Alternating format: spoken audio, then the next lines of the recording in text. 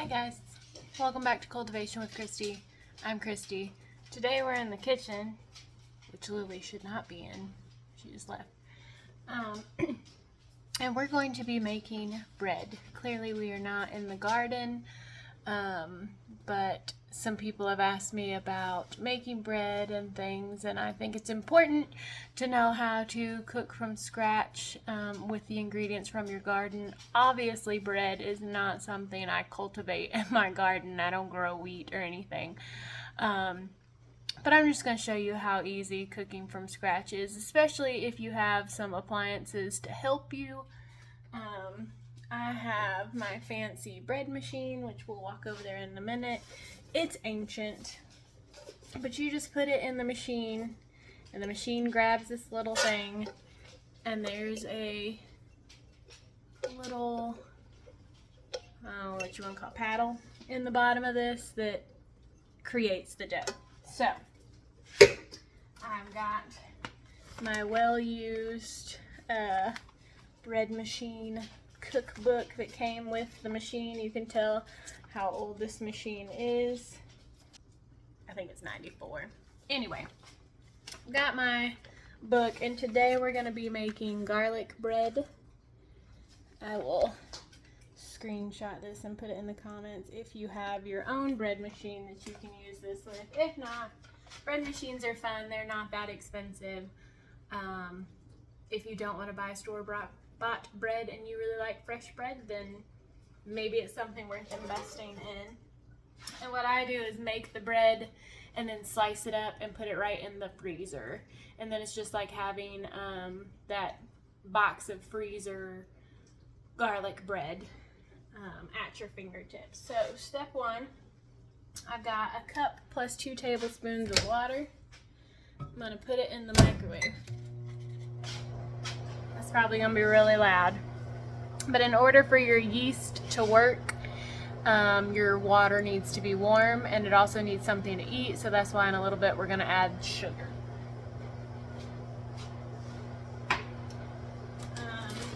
I also went with bread flour. I've used all-purpose flour for all my breads in the past. Really, I don't think it makes a difference, but I bought it just to try it.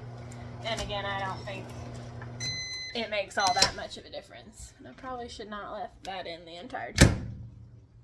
But you're also going to need a handy-dandy kitchen thermometer. Turn this on. And you're going to want your water between 90 and 100. So as you can see there, I kind of surpassed it. But I'm going to go ahead and put it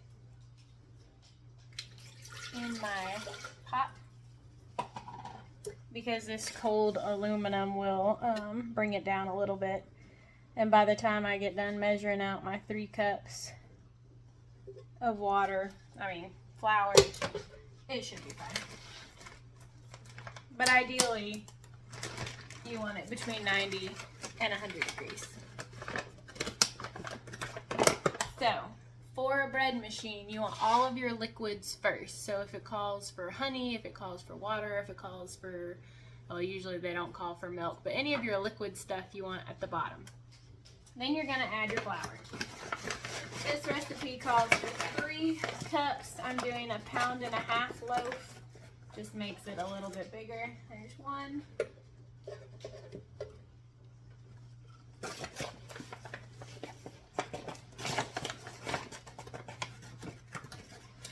There's 2.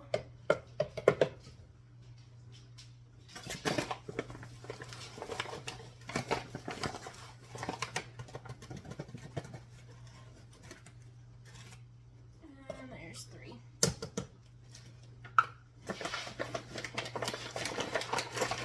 And then this recipe calls for dry milk. Oh, almost knocked it over.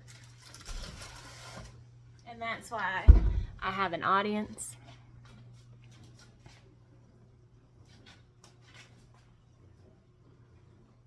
They're not in the kitchen technically because they're behind the cabinets, because they're not allowed in the kitchen, especially when I'm cooking. But best believe Bad dog 1 and 2 will be underfoot if I drop something.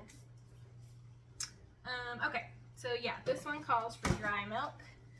You can just go to Walmart, get you this fancy box of dry milk, and they come in little packages like this.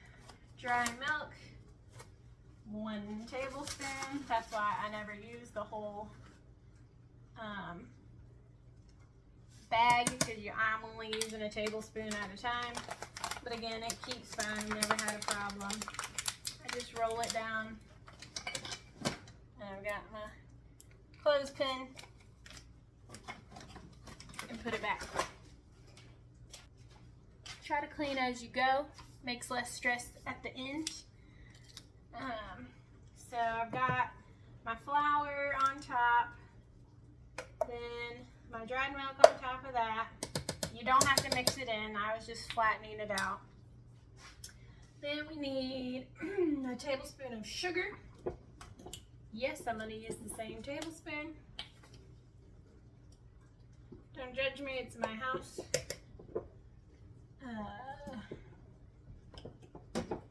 Teaspoon-and-a-half of salt. Grab my teaspoon. This one I did not have prepared. And as most of you know, my mom and dad has had some health issues lately, and I have lessened the salt for the whole loaf. And like taste-wise, I did not notice a difference, and it didn't cook any different, so it didn't affect the yeast. So if you want to take out some of the salt, which again, a tablespoon-and-a-half for a whole loaf of bread is not very bad, in my mind. Okay, tablespoon of dry parsley flake. I don't know if I even have dry parsley. There it is.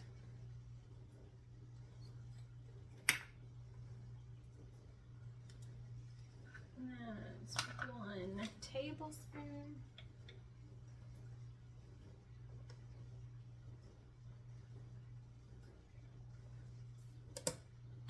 I got this little cabinet from my mother-in-law. I believe it was from Adon's grandma. But these little jars are usually what I put my homegrown herbs in. After I dehydrate them, I put them in there. Teaspoon-and-a-half of garlic powder. It says teaspoon-and-a-half to 2 teaspoons. I used a teaspoon-and-a-half last time and it was good. So I'm going to stick with a teaspoon-and-a-half. But there's no such thing as too much garlic. So add to your heart's content.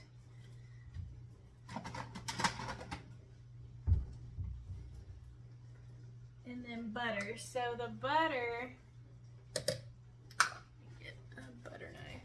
Steak knife it is. 1 tablespoon. So what I do is cut the tablespoon and quarter it.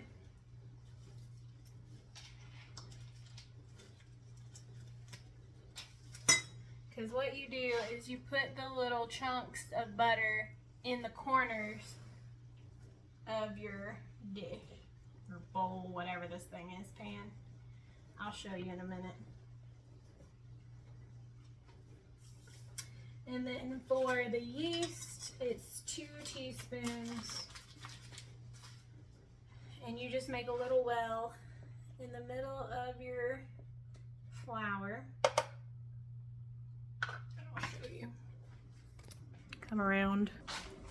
Okay, so you see I have the butter kind of pressed down in the corners. And then I've made a little well in the center.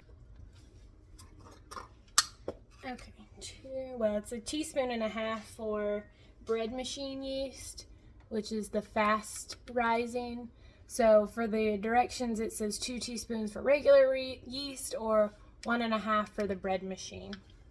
And I have made bread not in the bread machine with this yeast. It doesn't make a difference. It's yeast. And then once you open it, I put the date on it and then store it in the fridge. And ironically, I store it up there in my butter holder. Okay, bring you back around. See, I've got my yeast down there in a well in the middle. And now we're gonna come over here. Don't mind my counters, I got dinner out. So see, it's got a little lock in it. And you place it down and you turn and it's locked. And you put the lid down. See how old this thing is? I don't think they make these anymore. So then you're gonna select your bread, which we're doing specialty, and then select your color, which I'm gonna do, I think medium's okay. And then you start it, light comes on, and it goes. See that little agitator is moving everything around. All right, that's it. Now you wait 3 hours and 10 minutes and you'll have fresh garlic bread. We'll check back. Over here to the bread machine. Whoa! Almost lost you. 6 minutes left. Look at this deliciousness. We'll be cutting that up next too. So while the first batch has got another 8 minutes, I'm going to preheat my oven to 350. We'll be back. Alrighty. The hamburger and hot dog buns are still sitting for the 15 minutes. The garlic bread is done.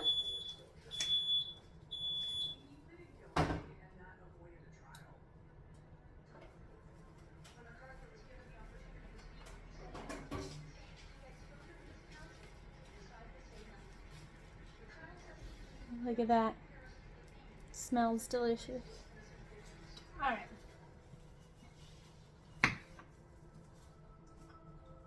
So there is a method to the madness. This is non-stick, so if you had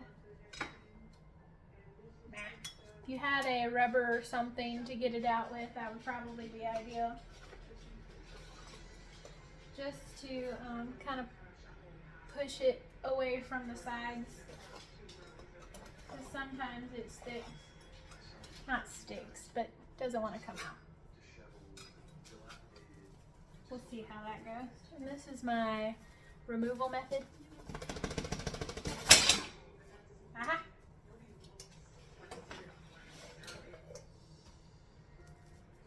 Ta-da! And then, once this cools on the wire rack for a little while, and you want to get it out of the pan as soon as it's done, because it'll start to condense and get a little soggy if you leave it in the pan as it cools. So you want to take it out on a wire rack, and then in a little bit I'll put it in my handy dandy slicing guide. You put the knife across, a bread knife will reach, and it'll guide. So you want to line up the tall one on this side to the tall one on that side, so you slice properly, or evenly, I guess. It's a fancy little thing. Anyway, slice up my bread here. You can see, well, he got pretty big, so you could actually slice this end off and have the butt piece. So good. Anyway, I've got my turkey thawing to make my shepherd's pie. I've already done the potatoes up. Saved my water. I'm so proud. I never remembered to save my starchy cooking water. And then again, I'm going to finish doing the dishes and get back with the dough. Alright, we're still going. We've got 2 tablespoons of oil, 3/4 cup water. I've got something sitting on top of my bread machine. Half teaspoon of salt, half teaspoon of sugar, 2 cups of flour, and a teaspoon and a half of yeast.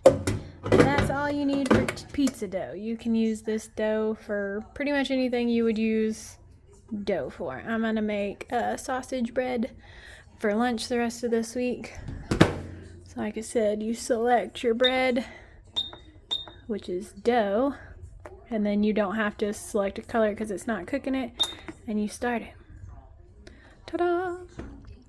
See? And then the little agitator does its thing.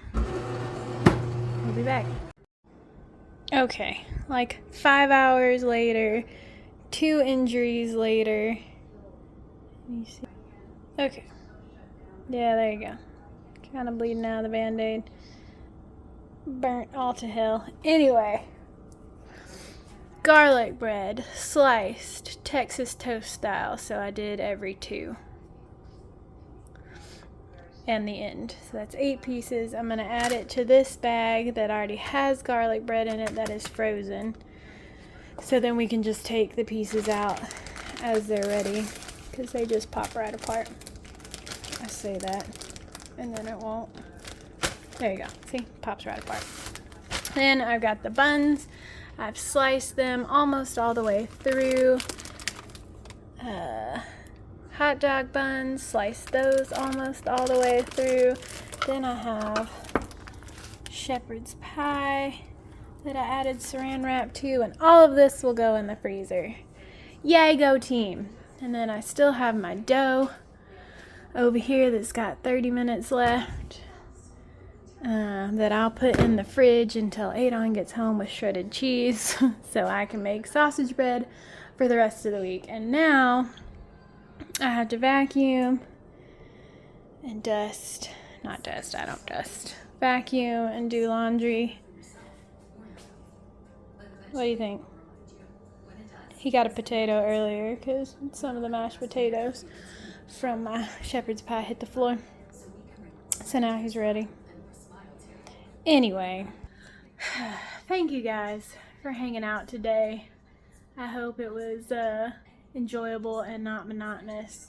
As you can see, it's been rough, but thanks for joining me. Until next time.